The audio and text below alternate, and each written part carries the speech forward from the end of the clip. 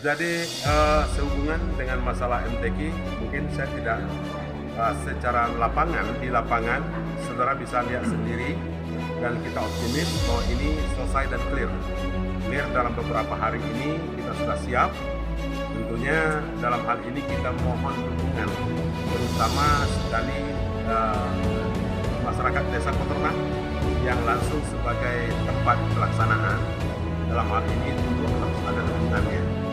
Dan itu sudah saya sampaikan dengan kepala desa terpilih hubungan dengan masalah hal yang demikian itu, dan kondisi persiapan kita untuk pelaksanaan MTQ kali ini, kalau persiapan untuk di dalam, alhamdulillah semuanya sudah clear semua.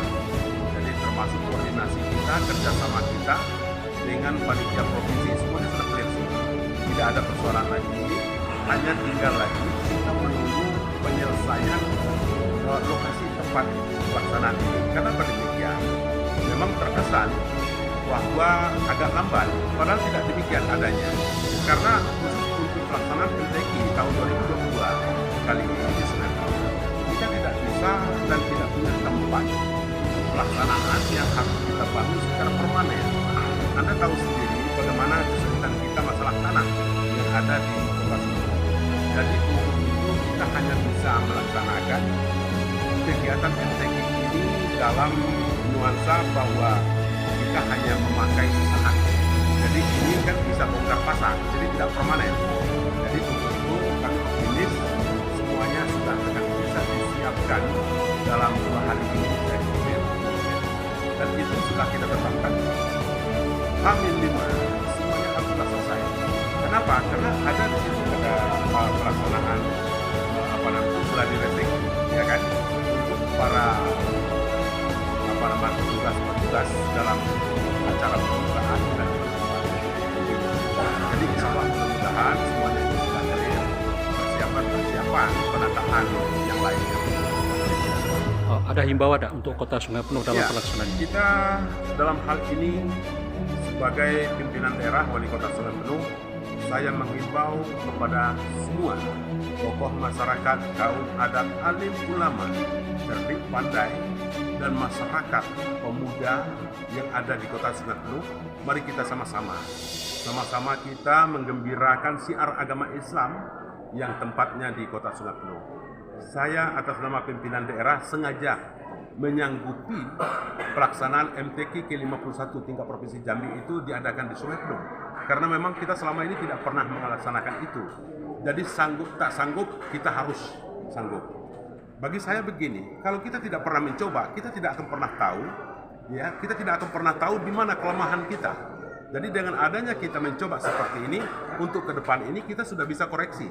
Kita sudah bisa koreksi kemampuan kita sudah bisa koreksi pelaksanaannya, di mana letak kelemahan kita untuk masa-masa yang akan datang, kita lebih bisa untuk memperbaiki.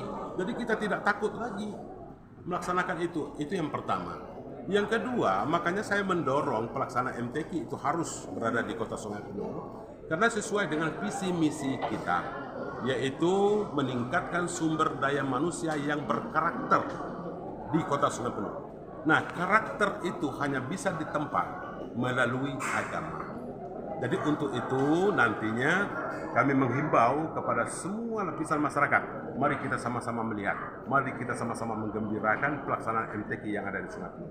Bahkan ini merupakan suatu pengalaman baru bagi anak-anak kita yang tidak pernah melihat proses pelaksanaan MTQ. Paling banyak para generasi kita, anak-anak muda kita yang tidak tahu apa saja yang akan dilombakan pada tingkat musabaqah tilawatil Quran. Banyak yang tidak tahu, perasaan dia, setahu dia itu hanya membaca Al-Quran saja, padahal tidak demikian. Kalau dia punya kemampuan untuk kaliografi, melukis, juga itu ditampilkan di sana. Ada lomba kaliografi, ya kan? Jadi semua akan kita tampilkan. Ada 11 cabang yang dilombakan pada tingkat MTQ. Jadi untuk itu saya menghimbau dan saya menyampaikan kepada kepala dinas pendidikan agar anak-anak kita dikerahkan untuk melihat pelaksanaan MTQ ini. Itu menjadi pengalaman dia supaya dia tahu, oh begini orang MTQ. Jangan dia buta. Dia selama ini mohon maaf Pak, buta. Masyarakat kita, pemuda kita, buta. Bagaimana bentuk MTQ itu, apa yang dilombakan di MTQ? Perasaan dia membaca Al-Quran saja. Jadi saya himbau dan saya perintahkan kepada Kepala Dinas Pendidikan bergiliran semua sekolah untuk melihat dan menonton pelaksanaan itu. Bukan hanya membaca Al-Quran saja yang harus ditonton, banyak diskusi, ya kan, bahkan juga pidato, bahasa Arab, bahasa Inggris dan segala macam, dan semuanya dilombakan. Saya kira itu. Ya.